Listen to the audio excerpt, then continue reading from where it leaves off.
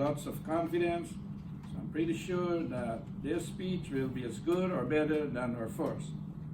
So at this time, I will ask our evaluator, Alice, to please stand up and explain the objectives for this speech. The purpose of this speech is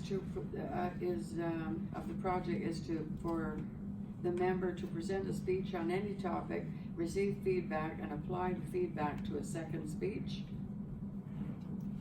And I'm to focus on the member's speaking style. Is be sure to recommend achievements that the member can apply to the next speech. And the speech may be humorous, informational, or any style the member chooses. And that's it. Thank you, Alice. Now, ladies and gentlemen, please help me welcome our first speaker, Amandeep. Out of sight, out of mind. Out of sight, out of mind, Amandeep.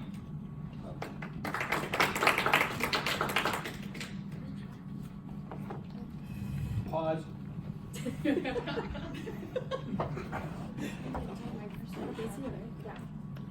Hey. Thank you. Don't start yet.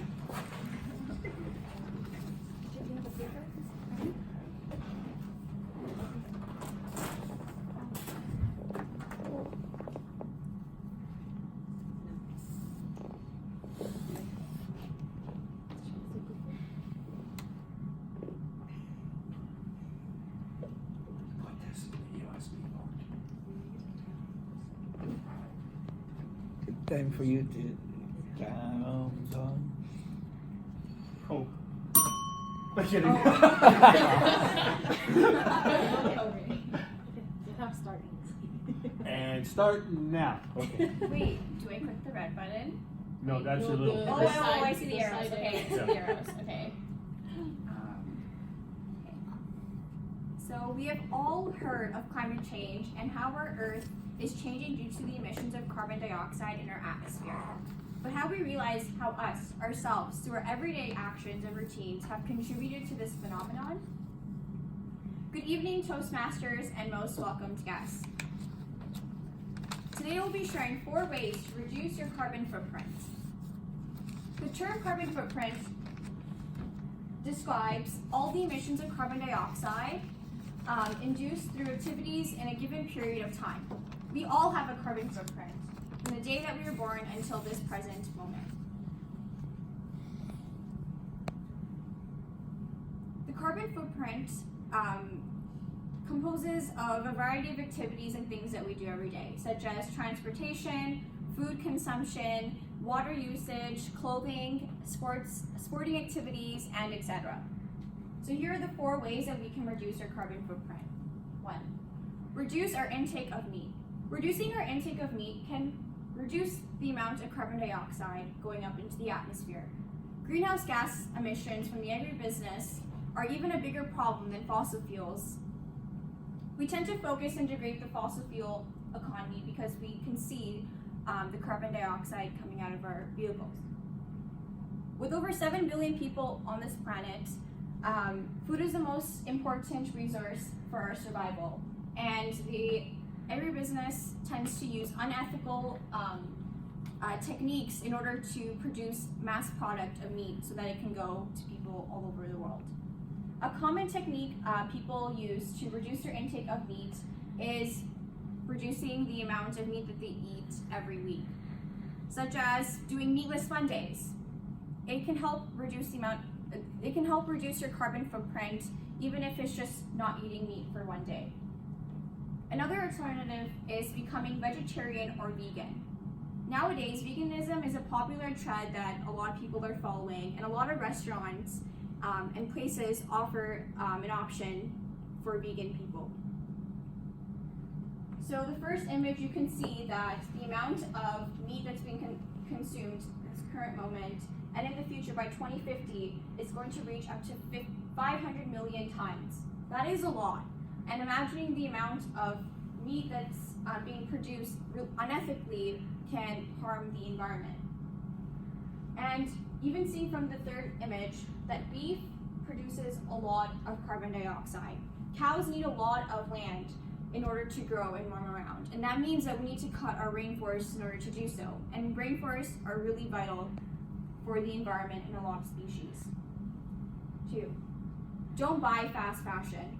Something that is overlooked is the fashion industry. In our consumer society era, retailers practice what is known as fast fashion, selling an endless cycle of must-have trends at extremely low prices. Over 15 million tons of textile waste with quantity over quality. A really good technique that helps consumers buy clothing is creating more fashion cycles or seasons. There's also an issue of contamination as well. Almost half of our clothing is made out of cotton, and unless it's labeled as organic cotton, there's a high chance that it's genetically modified cotton sprayed with a lot of pesticides, also known as carcinogens. Maybe trying alternatives such as repurposing old clothing, choosing locally handmade garments, buying vintage, or participating in clothing swaps can help reduce your carbon footprint as you're not purchasing brand new clothing.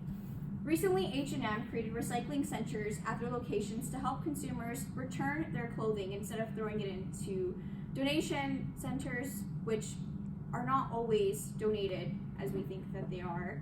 And in return, H&M is giving them discount codes so that they can come and purchase new clothing.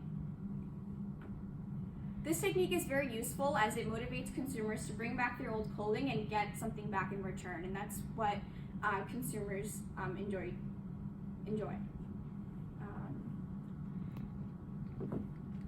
Driving less. Transportation is an important aspect of our everyday routine to get to point A to point B. Since the Industrial Revolution, we have been dependent on fossil fuels to take us to places and get our way to our desired destination.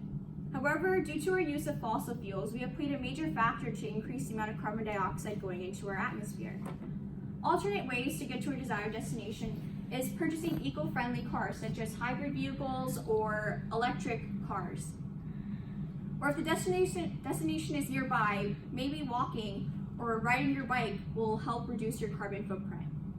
And finally, shop locally.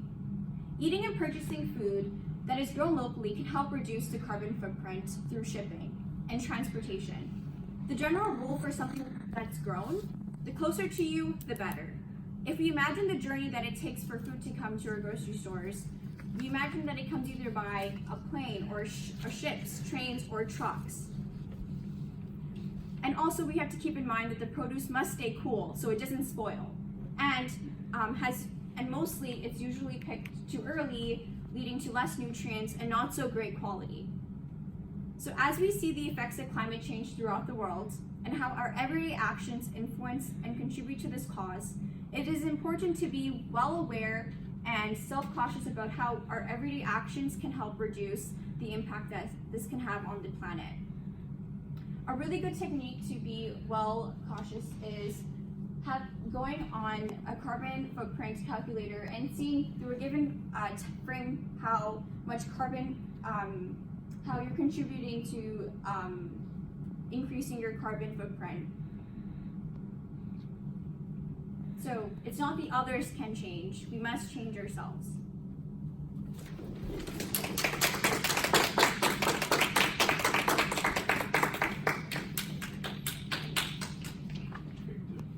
That was